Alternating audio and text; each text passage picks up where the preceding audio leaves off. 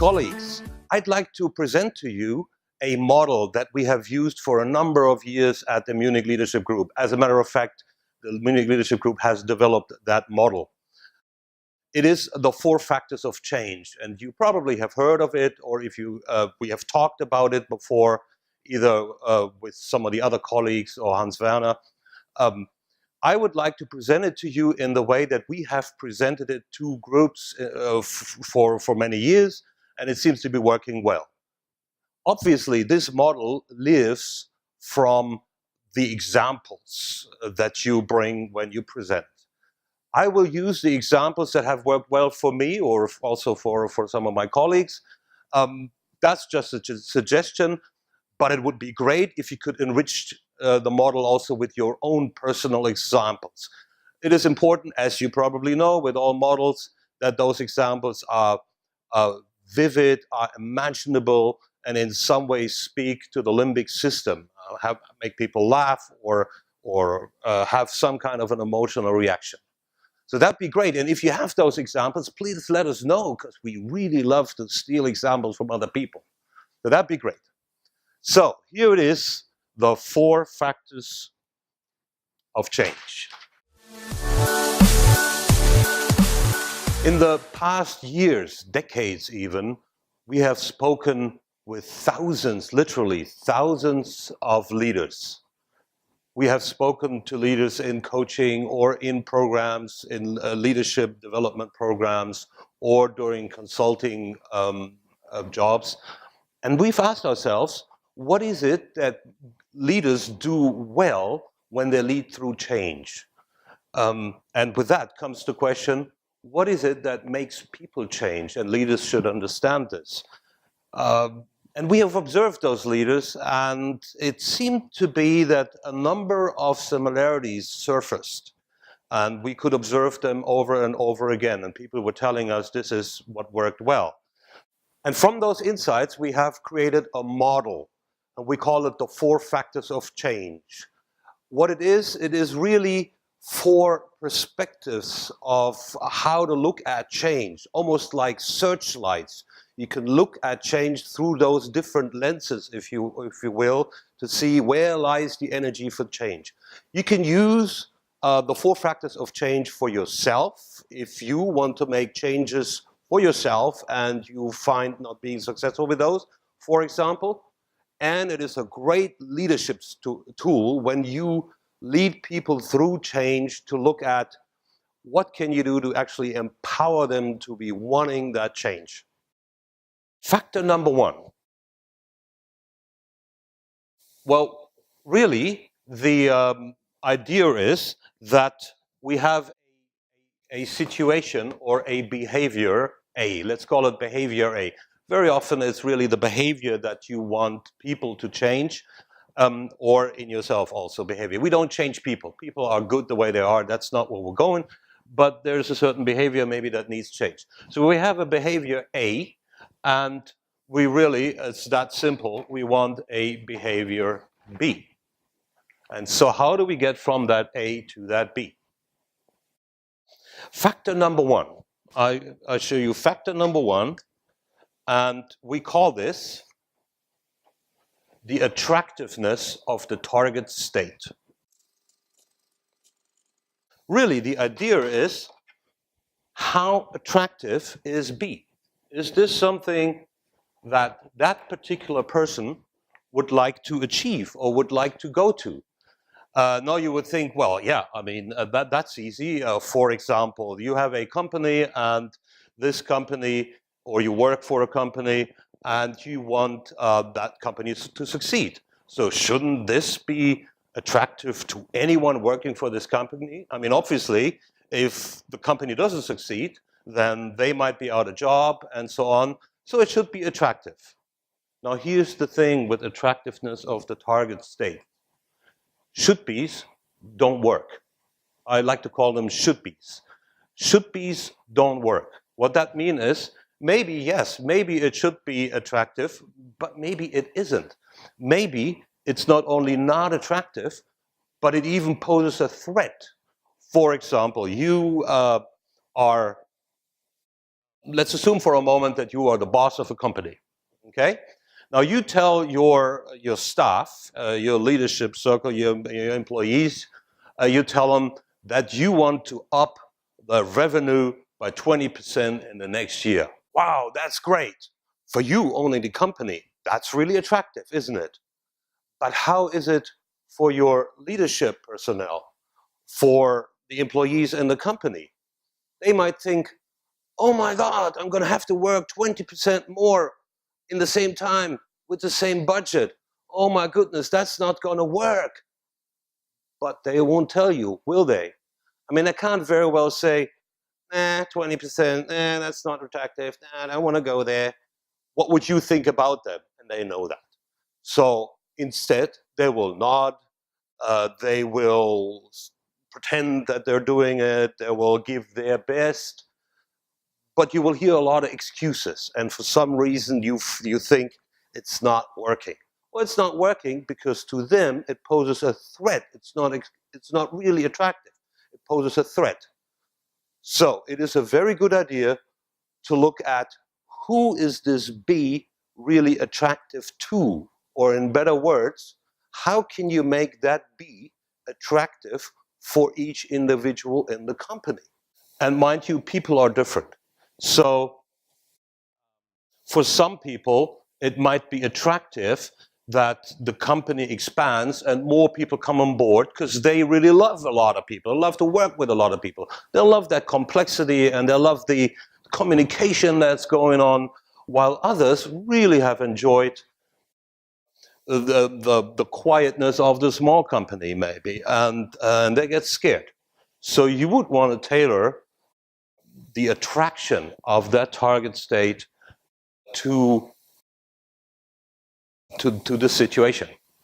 I'll give you another example. This example actually comes from clinical psychology. Many years ago, we had a case where a young woman who was very much overweight. She was very big, and she was so big that it became a health problem. And so they took her to a clinic. Now you would think that in that clinic, that shouldn't be a problem. You can program the diet, you can give her a certain kind of diet and exercise and monitor everything. It should be okay, shouldn't it? Well, for some reason, she didn't lose any weight. And they found out that she had found a way to sneak off the hospital grounds, and there was a kiosk somewhere nearby, and she would just go there and, I don't know, eat 10 Snickers bars or something.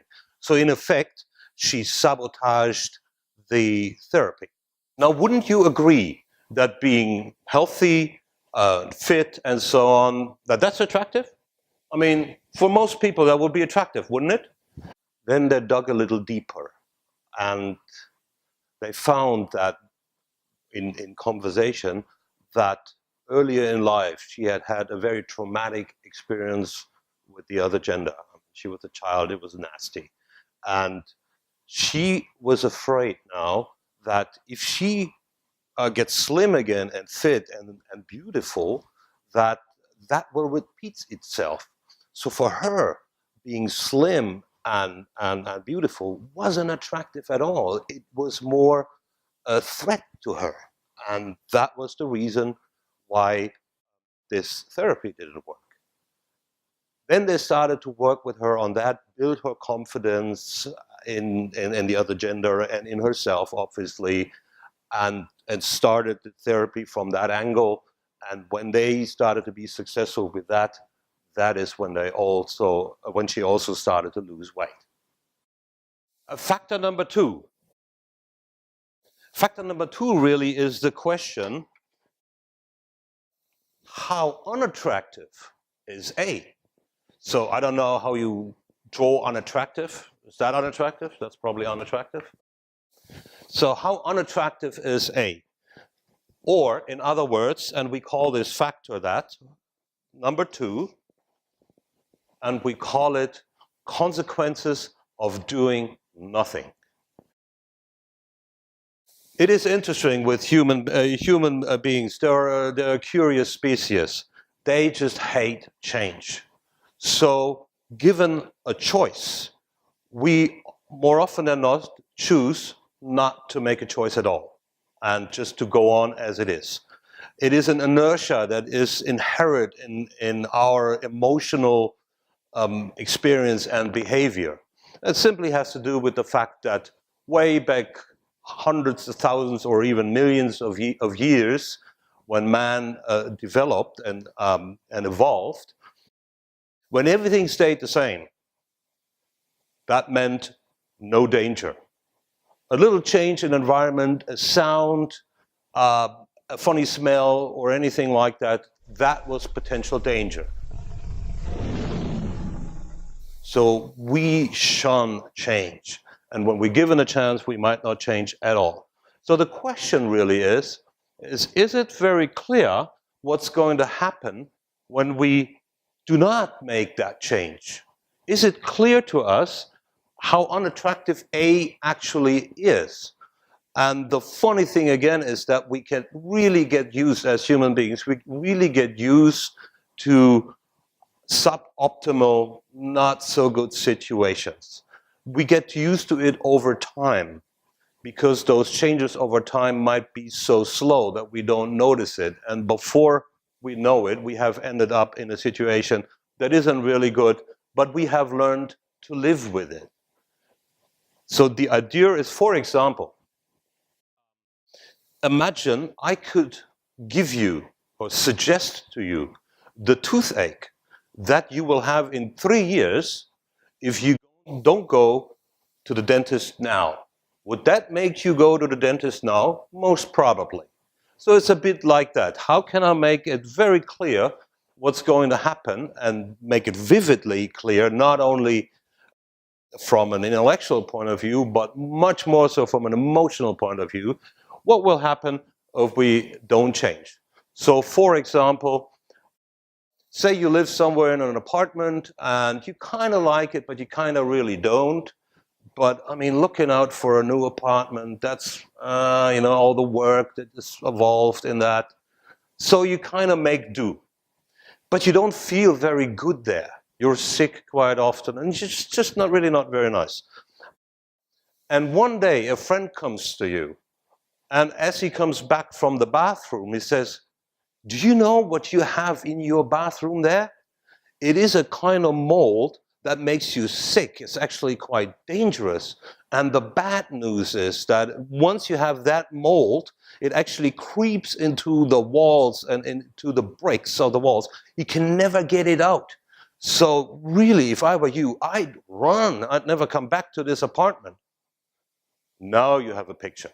Oh my goodness. And that might actually want you to change more than if you just, go on like that. Factor number 2, consequences of doing nothing.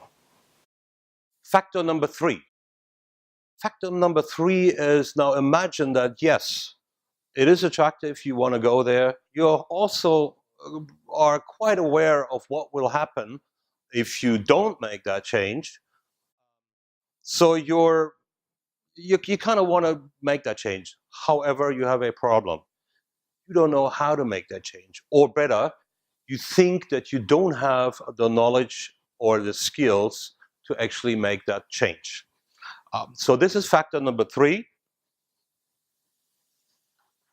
And factor number 3, we call it assessment.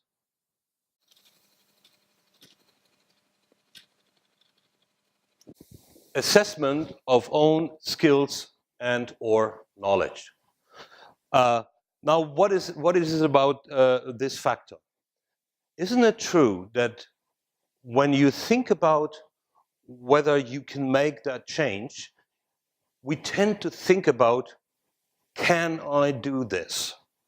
So really what we're asking ourselves is, can I do this?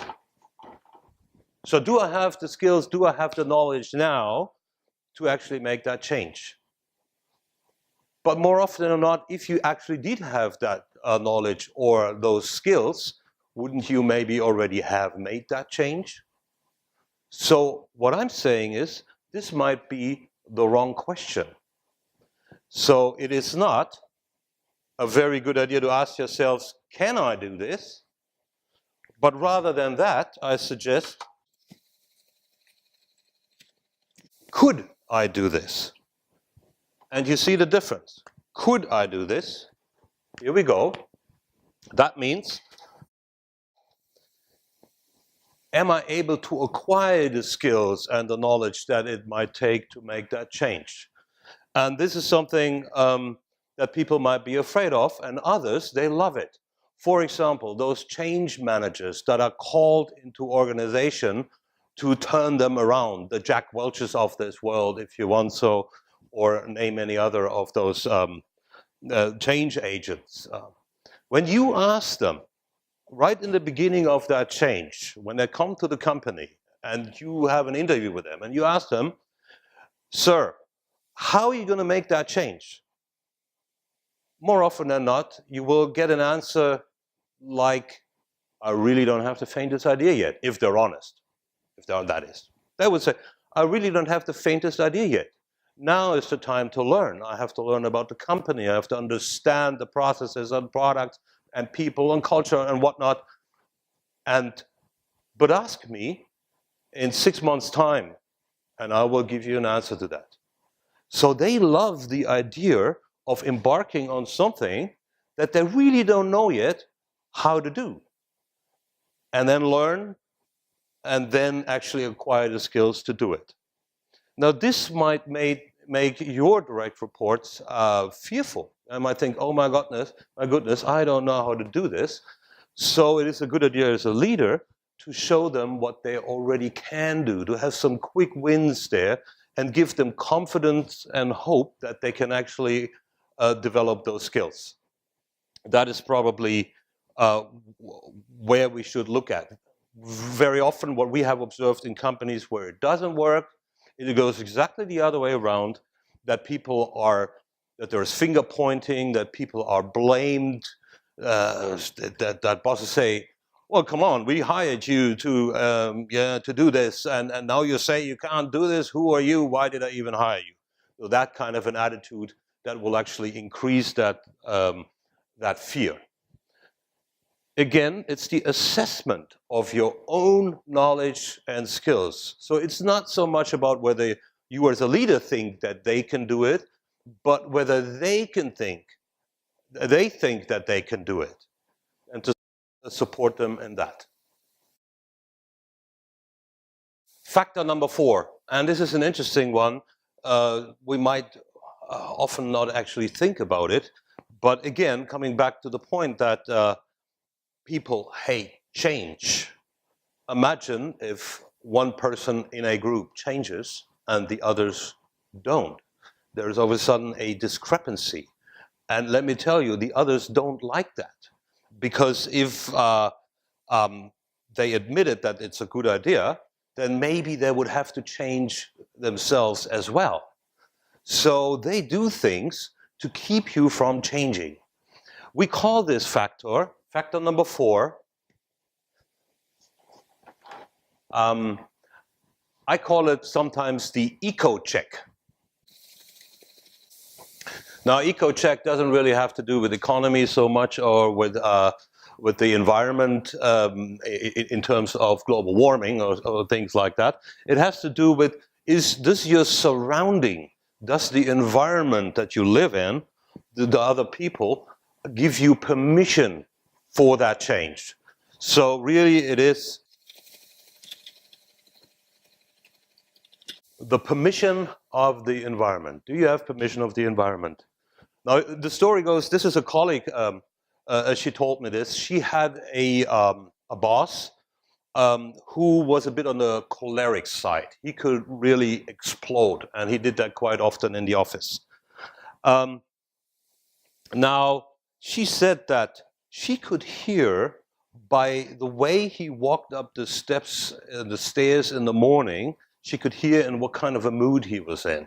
And if he was again in one of those moods, then she could quickly hide in the kitchen somewhere and let him go past. And then when she heard that he yelled at someone else and that thunderstorm would sort of pass, then she could come out of the kitchen and everything would be better, and she at least wouldn't be the target of this eruption.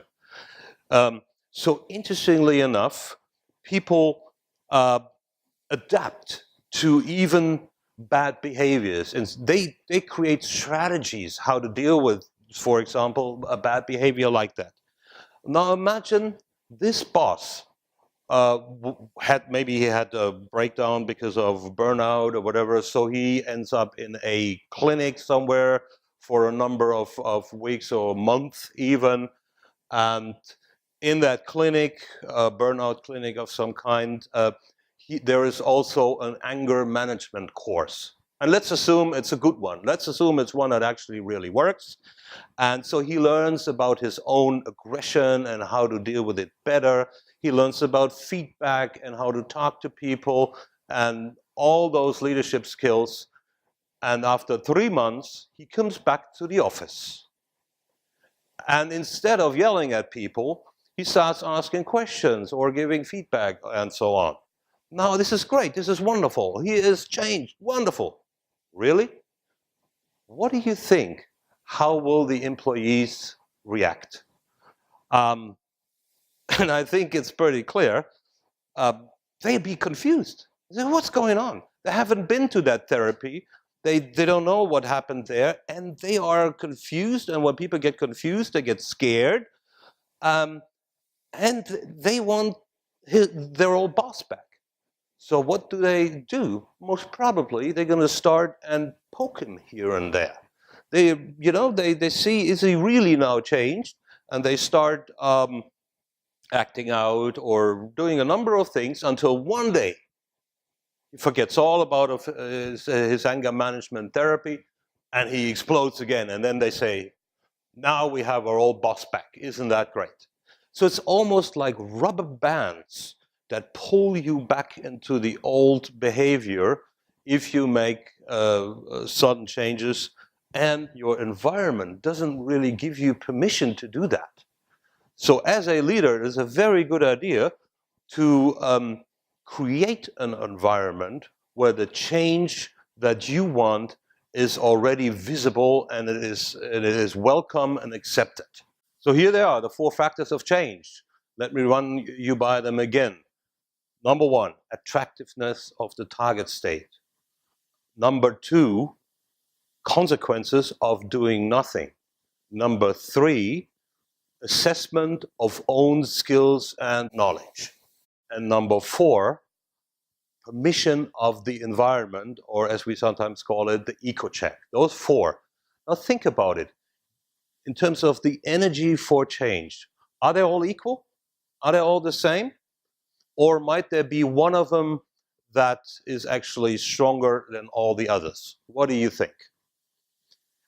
Well, as a matter of fact, looking at and speaking with the leaders in these last many years, we more and more often found it's actually factor number 2. Factor number 2 that is the strongest. And let me explain to you why that is. Factor number 2, consequences of doing nothing. Really what that has to do is with an expression we call pain pressure. Pain pressure.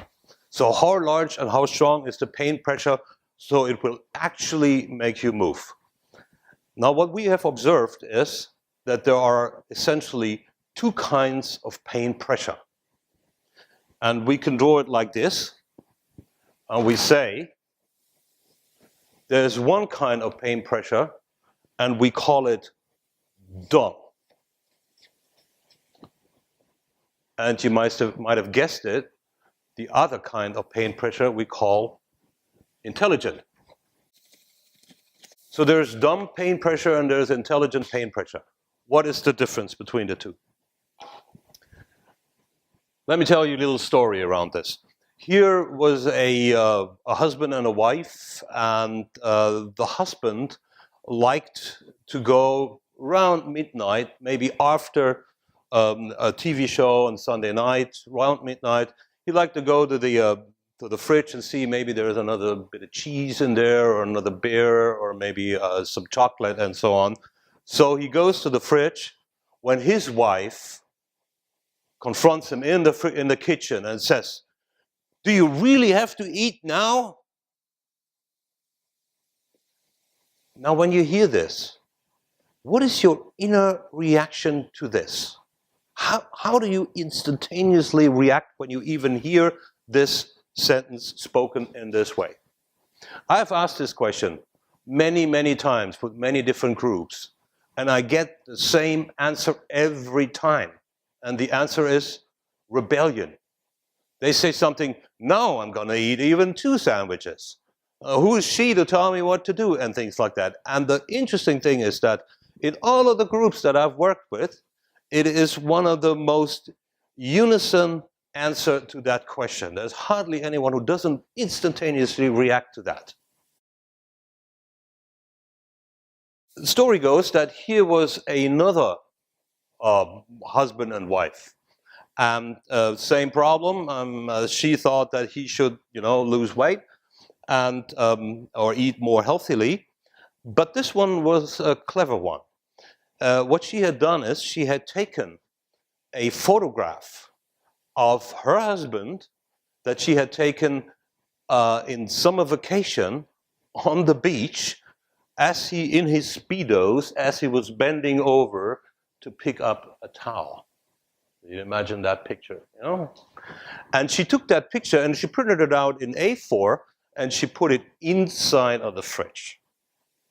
Now here's the scene, and that is what I've been told, that she was already in bed, and he, so she wouldn't notice, quietly went, didn't turn on the light, went to the kitchen, very quietly opened the fridge, and the light comes on, and then you heard the fridge close again, and very quietly he walked upstairs, and very quietly he laid himself down next to his wife, just not to wake her up. When all of a sudden he heard a giggle on the other side of the bed. And story goes that they had a good laugh about this, and then started to think about how changes could be made. Dumb and intelligent pain pressure. Same situation, completely different approach. Now, what is the difference between dumb and intelligent pain pressure? Now, dumb pain pressure, sometimes we say it's a little bit like, what happens is that you have a rabbit. So this is like a rabbit. Like so. In front of a snake. Here is a snake. And what does the rabbit do in front of the snake? It freezes. So dumb pain pressure makes us freeze. It makes us not change. On the contrary, it makes us stay exactly the same. Dumb pain pressure actually increases this inertia of not changing. It gives us reasons not to change. On the other hand, intelligent pain pressure, there's a different picture, and it is a bit like this. Here we have a chair, and on that chair we have a thumbtack, one of those thumbtacks. So wouldn't it be that you sit down and then you go, "Oh my goodness, I have to change." It's something that gets you out of your chair and into action. That's the difference between dumb and intelligent pain pressure. Now, what is the fundamental difference between the way these two wives talk to these two husbands? There's one fundamental difference. And the difference is this, that on the dumb pain pressure side, isn't it so that we have a situation like this? So we have someone talking down to someone else. We have the raised index finger. We have this, "I tell you what to do. I tell you how to live your life because I know better, because I am better or stronger or whatever than you." And that instantaneously creates a reaction of a child, because really that person is speaking to that person as if that person was a child.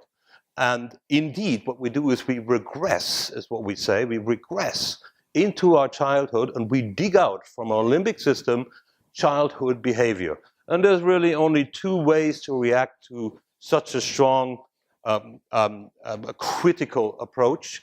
One is that you completely subject yourself to it and do what they want you to do because of fear, but you don't think about it. It's not your choice. You should just do it.